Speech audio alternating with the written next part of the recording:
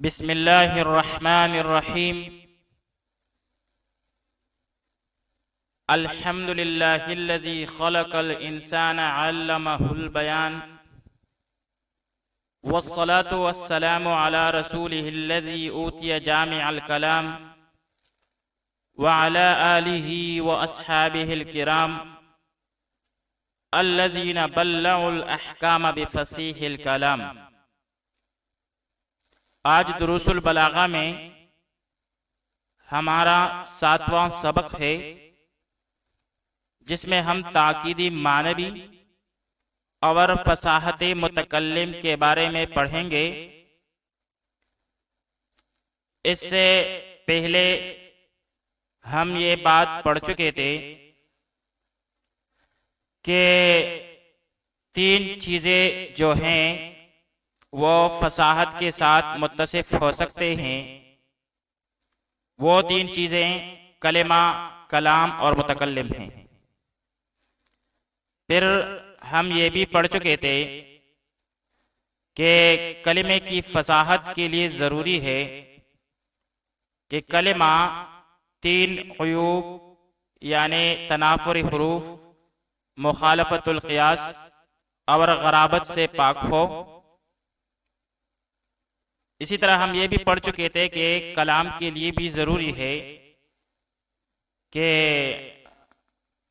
یہ 3 عیوب سے یعنی تنافر کلمات سے، ضعف تعلیب سے اور تاکید سے پاک ہو۔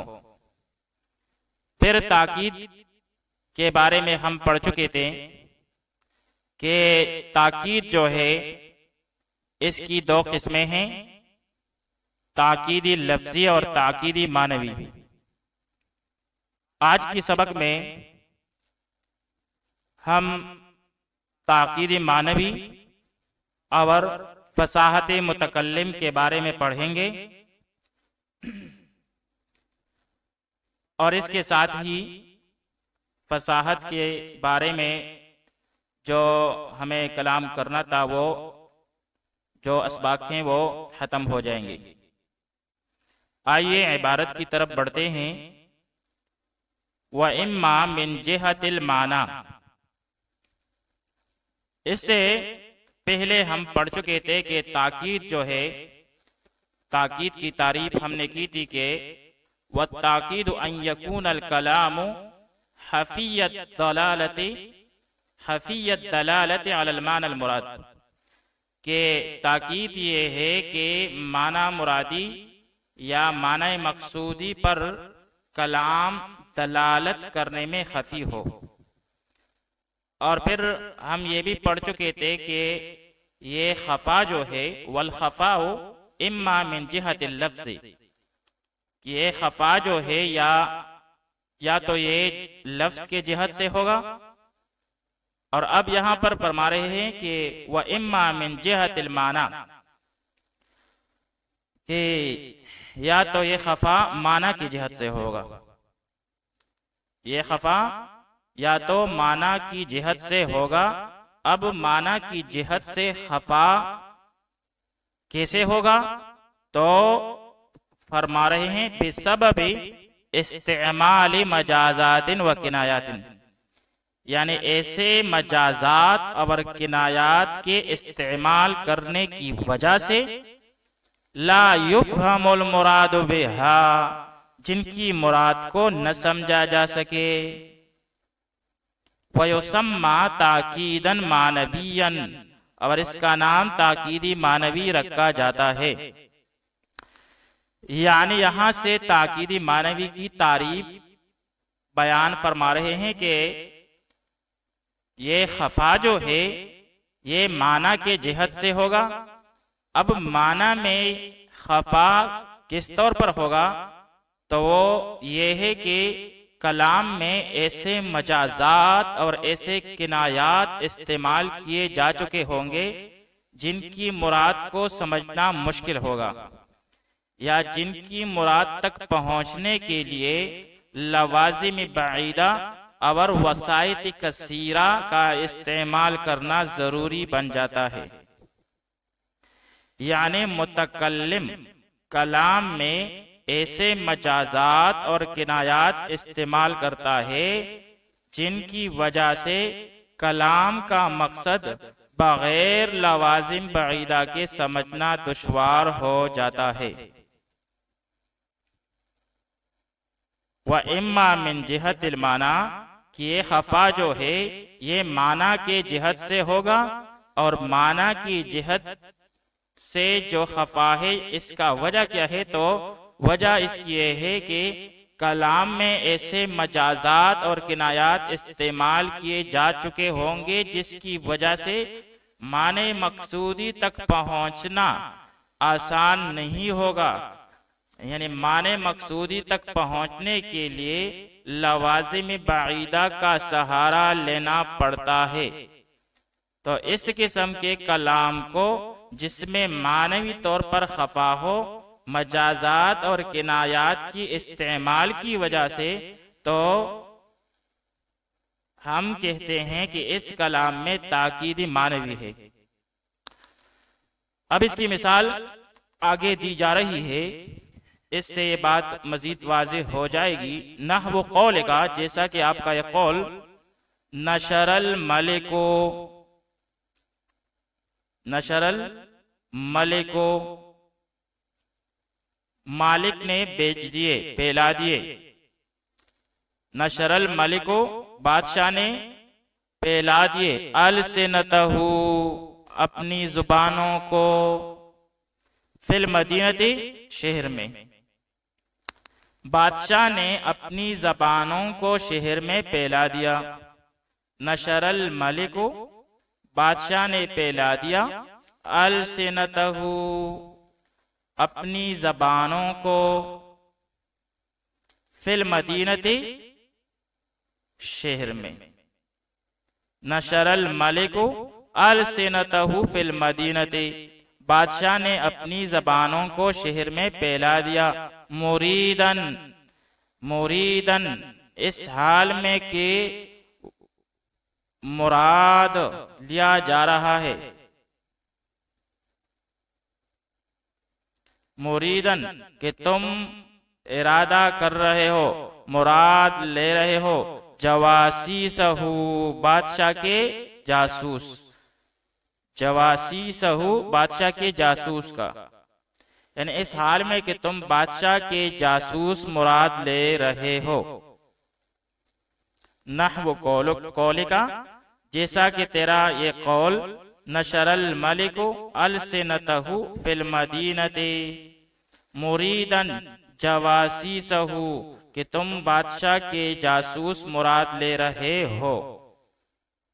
اب اس مثال میں اگر ہم دیکھیں تو السنتہ اس کی جگہ حقیقت میں عیونہ ہونا چاہیے تھا،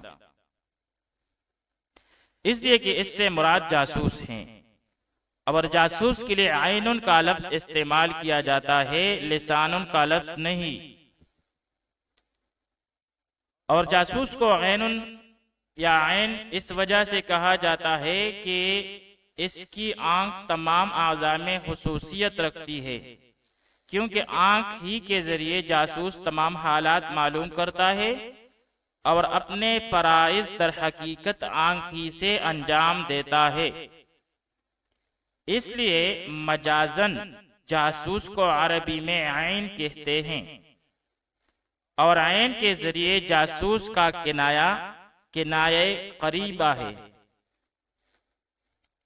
گویا کہ لسان سے جاسوس کا معنی مذکور لوازم اور وسائط کے بعد سمجھ میں آیا، بس اس میں تاکیدی معنی بھی ہے۔ پھر جاسوس کے لیے لسان کا لفظ کیوں استعمال کیا گیا، اس میں مناسبت کیا ہے؟ تو بھائی مناسبت اس میں ہے کہ جاسوس ترجمان ہوتا ہے، اور ترجمانی چونک کی زبان سے ہوتی ہے، اس لیے لسان کو بھی مجازن جاسوس کہہ دیا جاتا ہے۔ اب یہاں پر دو باتیں ہیں، ایک ہے جاسوس کے لیے لسان کا لفظ استعمال کرنا، اور دوسرا ہے جاسوس کے لیے عین کا لفظ استعمال کرنا۔ تو مصنف فرما رہے ہیں کہ والصواب، اور صحیح بات جو ہے وہ ہے نشر عیونہ، اس نے پھیلا دیے اپنی جاسوس۔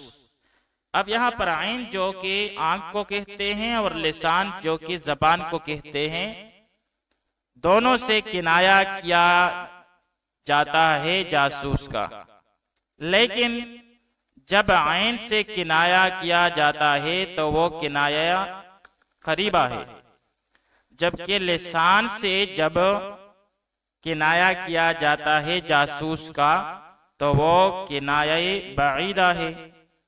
تو کنایہ بعیدہ ہونے کی وجہ سے اس میں خفا ہے اس کے معنی میں، جس کی وجہ سے معنی مرادی تک پہنچنا ذرا مشکل ہے عین کے مقابلہ میں، لہذا نشر الملک السنتہ فی المدینہ، اس میں تاکید معنوی موجود ہے۔ پھر آگے جا کر دوسری مثال ایک شعر کی صورت میں دی جا رہی ہے، چنانچہ فرماتے ہیں وَقَوْلِهِ، اور شاعر کا یہ قول، یہ شعر عباس بن احنف کا ہے، چنانچہ کہتے ہیں سأطلب میں طلب کرتا ہوں،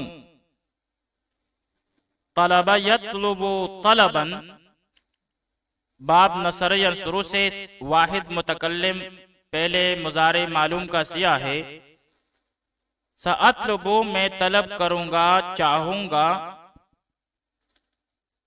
سأطلب میں سین جو ہے یہ استقبال کے لیے نہیں ہے بلکہ تاکید کے لیے ہے، جیسا کہ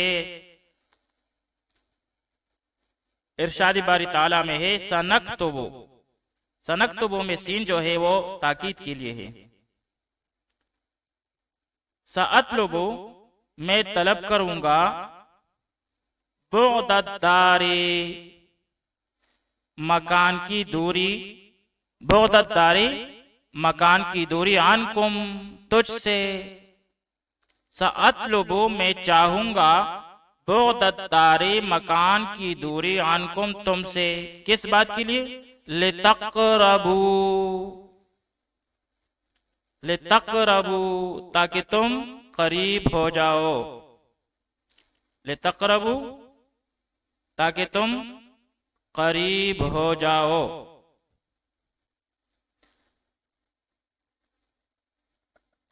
قربا یقرب، قربان باب سمیہ اس موصف بمانا قریب ہونا، اور باب کرما یکرمو سے بھی مانا ہے قربا یقرب قربان بمانا قریب ہونا، تاکہ تم قریب ہو جاؤ۔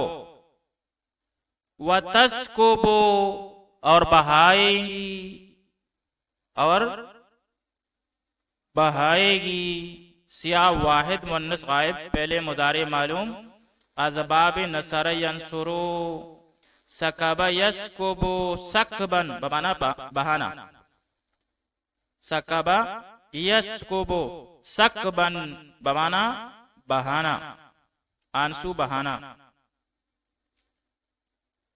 عینایا،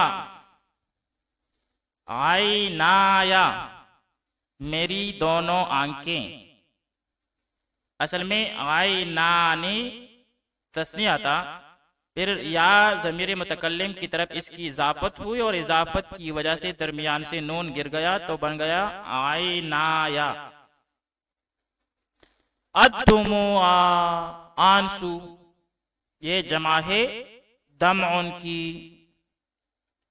وَتَسْكُبُ عَيْنَايَ الدُّمُوعَ، اور میری دونوں آنکھیں آنسو بہائیں گی، کس لیے؟ لِتَجْمُدَا تاکہ وہ جم جائے، لِتَجْمُدَا تاکہ وہ جم جائے۔ جمودہ یجمودو باب نصر ینصرو سے ہے، لِتَجْمُدَا سیاہ تثنیہ مؤنث غائب، امر غائب معروف اسباب نصر ینصرو بمانا تاکہ وہ دونوں آنکھیں خشک ہو جائے، جم جائے۔ پھر کہتے ہیں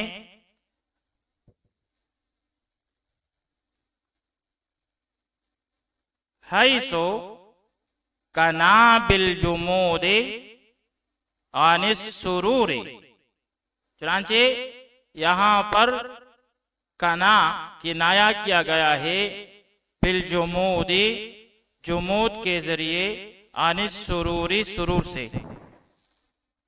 چنانچہ یہاں پر جمود عین یعنی آنکھوں کا جمنا، اس کا کنایا کیا گیا ہے خوشی سے، سرور سے. مع ان الجمود، باوجود اس کے کہ جمود جو ہے یکنا بھی، اس سے کنایا کیا جاتا ہے عن البخل، بخل سے، وقت البکائی، روتے وقت. یعنی باوجود اس کے کہ جمود کا کنایا روتے وقت بخل سے کیا جاتا ہے. حیث کنا بالجمود عن السرور، چنانچہ یہاں پر جمود عین کا کنایا جو ہے وہ سرور اور خوشی سے کیا گیا ہے. مع ان الجمود یکنا بھی، باوجود اس کے کہ جمود عین کا کنایا کیا جاتا ہے عن البخل، بخل سے، وقت البکائی، روتے وقت. اب یہاں پر دو قسم کے کنائے موجود ہیں. ایک آنسو کے بہانے کو غم سے کنایا کیا ہے، جو کہ فراق محبوب سے حاصل ہوتا ہے.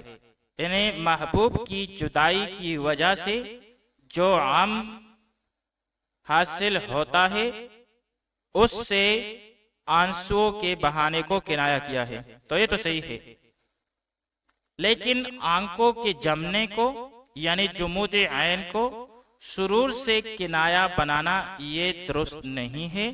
اس میں تاکید ہے، کیونکہ جمود عین سے، حیث کنا بالجمود عن السرور کا مطلب یہ ہے کہ یہاں پر جمود عین کا کنایا سرور سے کیا گیا ہے، لیکن جمود عین سے انتقال سرور کی طرف بآسانی نہیں ہو سکتا، بلکہ اس کے لیے لوازم بعیدہ کی ضرورت ہوگی کہ آنکھوں کے جمنے کی وجہ سے شاعر کو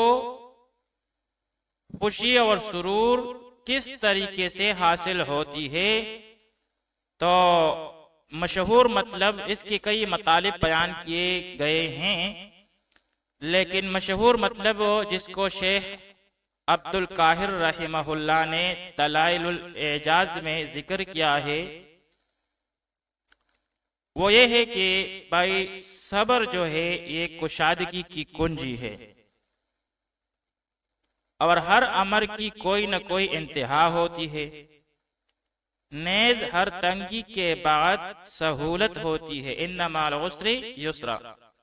سو شاعر یہ کہنا چاہتا ہے کہ میں ابھی فراق پر صبر کر رہا ہوں، گویا کہ اسے طلب کر رہا ہوں اور اپنے نفس کو تسلی دے رہا ہوں، کیونکہ یہ فراق آخر منتہا ہو جائے گا اور وصال آ جائے گی، اور یہ غم جو میں برداشت کر رہا ہوں بالآخر یہ سرور سے بدل جائے گا. جبکہ علامہ محب الدین آفندی رحمہ اللہ نے اس شعر کا مطلب یہ بیان کیا ہے کہ زمانہ چونکہ ہر ایک کی خواہش کے مخالف چلتا ہے، اور شاعر کا مطلوب محبوب کی وصال اور خوشی ہے، اس لیے وہ اس کے خلاف یعنی فراق و غم کو طلب کر رہا ہے تاکہ عادت زمانہ کے موافق اس کو وصال اور سرور حاصل ہو جائے. تیسرا مطلب اس کا یہ بیان کیا گیا ہے کہ عاشق معشوق کی ملاقات کا خواہش مند ہوتا ہے اور معشوق اس کے فراق کا. سو شاعر اپنے معشوق کی خواہش پر اپنی منشا کو قربان کرتے ہوئے فراق و غم کو طلب کر رہا ہے تاکہ عاشق اس سے خوش ہو جائے اور اسے وصال کا موقع دے دے. میر سید سند شریف جرجانی رحمہ اللہ فرماتے ہیں کہ ہم شاعر کی حالت کو دیکھیں گے، اگر وہ ان حکماء میں سے ہے جو حکمت و حقائق سے بحث کرتے ہیں تو پھر پہلے والا معنی جو عبد القاہر رحمہ اللہ نے کیا ہے وہ معنی مراد لیں گے، یعنی فراق پر صبر کرنا، اور صبر کے بہتر نتیجے کا انتظار کرنا۔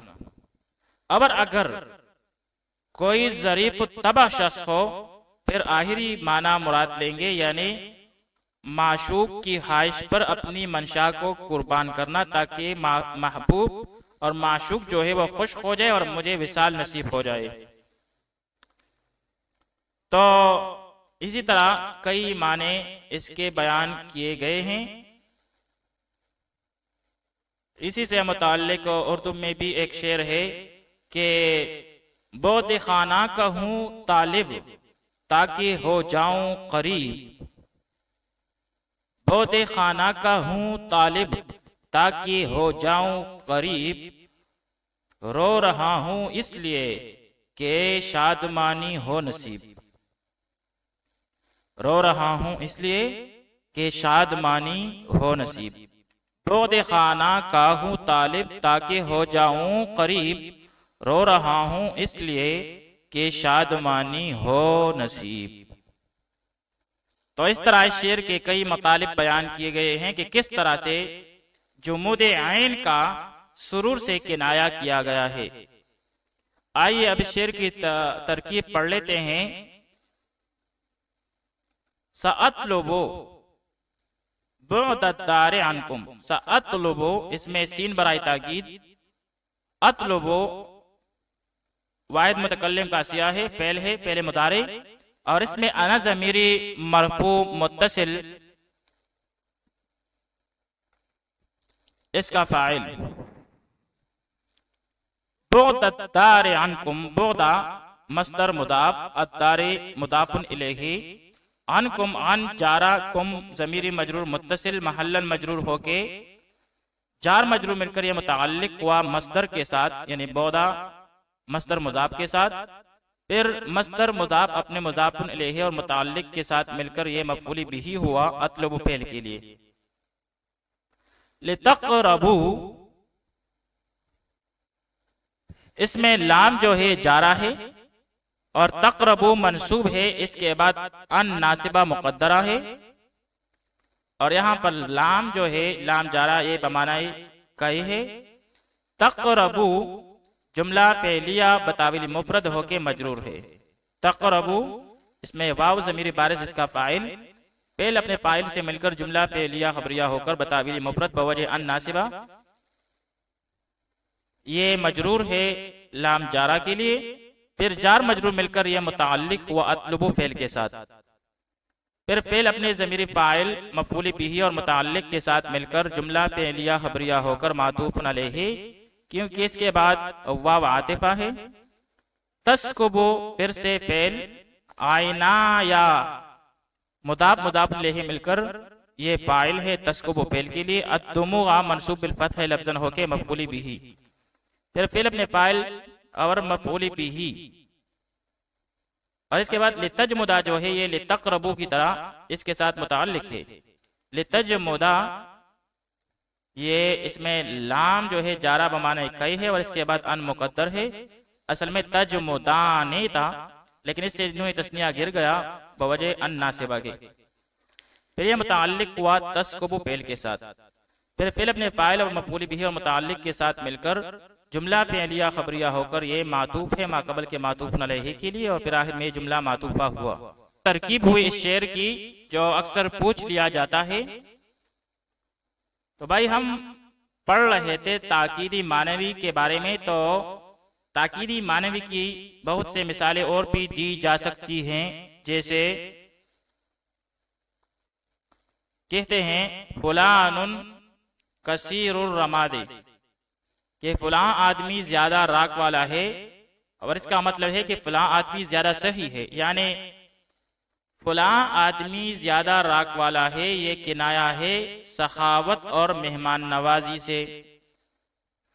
اب درمیان میں کئی واسطے ہیں، اس لیے کہ راک اس شخص کی زیادہ ہوگی جس کے چولہے میں لکڑیاں زیادہ جلیں گی، اور لکڑیاں اس وقت زیادہ جلیں گی جب اس کے ہاں کانا زیادہ پکتا ہوگا، اور کانا اس وقت زیادہ پکے گا جب اس کے ہاں مہمان زیادہ آئیں گے، اور مہمان زیادہ اس وقت آتے ہوں گے جب وہ زیادہ صحیح ہوگا۔ تو اب یہاں کثرت وسائط اور لوازم بعیدہ سے مقصود تک رسائی ممکن ہو گئی۔ تو ہم کہیں گے کہ اس جملہ میں بھی تاکیدی معنوی ہے۔ پھر اردو ادب سے کئی مثالیں تاکیدی معنوی کی دی جاتی ہے، جیسے مشہور شعر ہے، مگس کو باغ میں جانے نہ دینا، مگس کو باغ میں جانے نہ دینا کہ ناحق خون پروانے کا ہوگا۔ تو اس شعر کا مطلب یہ ہے کہ شہد کی مکھیوں کو باغ میں مت جانے دو، کیونکہ اگر وہ باغ میں جائیں گے تو پھلوں اور پھولوں کا رس چوس کر شہد کا چتا بنائیں گی، چتے سے موم نکلے گا، اس سے موم بتیاں بنائی جائے گی، اور لوگ جب موم بتیاں جلائیں گے تو بیچارے پروانے آ کر مریں گے اور ان کا ناحق خون ہوگا۔ اتنے زیادہ وسائل کی طرف ذہن منتقل کرنے کے بعد شاعر کا مقصد سمجھ میں آ جاتا ہے۔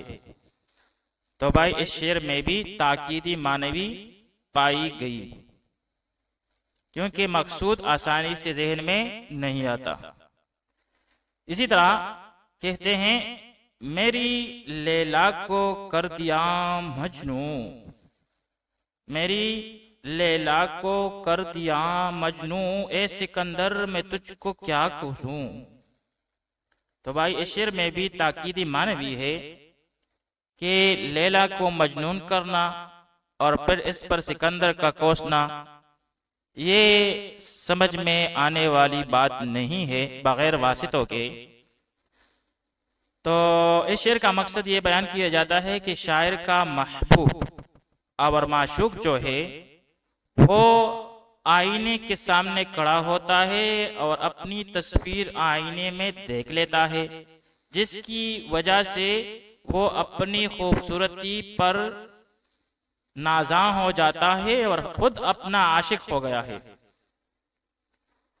اور پھر یہ بات مشہور ہے کہ آئینے کا ایجاد کرنے والا سکندر ہے، لہذا شاعر سکندر سے شکوہ کرتا ہے کہ اے سکندر، تو نے ایسی چیز کیوں ایجاد کی جس سے مصیبت آئی کہ معشوق خود اپنے اوپر عاشق ہو گیا۔ سکندر کا آئینہ ایجاد کرنا، معشوق کا آئینہ دیکھنا اور اپنا عاشق ہو جانا، یہ چیزیں شعر میں موجود نہیں ہیں۔ اس وجہ سے اس شعر میں تاکید پائی جا رہی ہے۔ ایک اور مثال بھی دیں گے، دعویٰ کروں گا موسیٰ علیہ السلام، دعویٰ کروں گا موسیٰ پر میدان حشر میں، کیوں تو نے داغ دی میرے قاتل کی تیغ کو۔ یعنی موسیٰ علیہ السلام کوہ طور پر گئے تو انہوں نے اللہ تعالیٰ سے جلوہ دکھانے کی درخواست کی، تو خدا نے فرمایا کہ اس پہاڑ کو دیکھو، میں اس پر تجلی کرتا ہوں، اگر یہ برداشت کر لے تو تم بھی مجھے دیکھ سکو گے۔ چنانچہ اللہ تعالیٰ نے اس پہاڑ پر تجلی کی تو پہاڑ جل کر سیاہ ہو گیا۔ پھر معشوق نے اس سے سرما لے کر آنکھ میں لگایا، جس سے اس کے حسن میں اضافہ ہوا اور یہ عاشق کے قتل کا سبب بن گیا۔ تو شعر میں شاعر نے تیغ سے مراد عاشق کی آنکھ لی ہے، اور موسیٰ علیہ السلام کو اس کو داغ دینے سے مراد اس کے لیے سرما مہیا کرنا ہے۔ آئیے عبارت کی طرف بڑھتے ہیں تاکہ سبق کو مکمل کر لیں۔ اس کے بعد تاکیری معنوی کی بات ختم ہوئی تو فصاحت متکلم کے بارے میں پڑھ لیتے ہیں۔ وَفَصَاحَةُ الْمُتَكَلِّمِ، اور فصاحت متکلم ملکتن، ایک ایسا ملکہ ہے، یقتدر بہا، جس کے ذریعے سے قادر ہوتا ہے متکلم علی تعبیری، تعبیر کرنے پر، عن المقصود، مقصود کو یا مقصود سے، بکلام فصیح، فصیح کلام کے ذریعے، فی ای عرض کانا، وہ جس عرض میں بھی ہو۔ یعنی فصاحت متکلم ایک ایسا ملکہ ہے جس کی وجہ سے متکلم مقصود کو فصیح کلام کے ذریعے تعبیر کرنے پر قادر ہوتا ہے، خواہ وہ جس عرض میں بھی ہو۔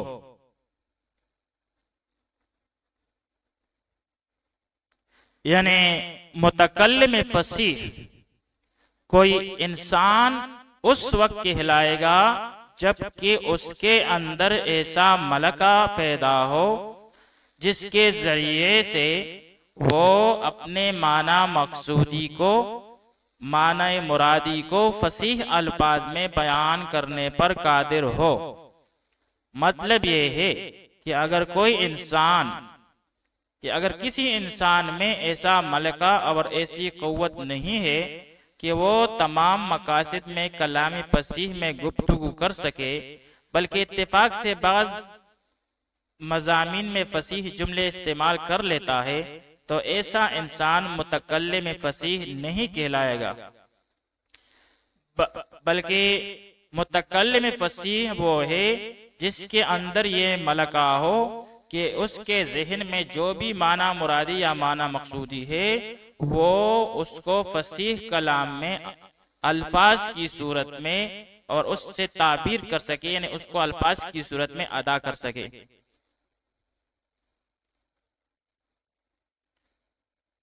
پھر یہ بالفعل ادا کرنا ضروری نہیں، بلکہ متکلم کے اندر قوت اور استعداد موجود ہونی چاہیے کہ جب بھی ضرورت پڑے تو وہ فصیح کلام کے ساتھ گفتگو کر سکے۔ وصلی اللہ تعالی علی خیر خلقہ محمد وآلہ واصحابہ اجمعین۔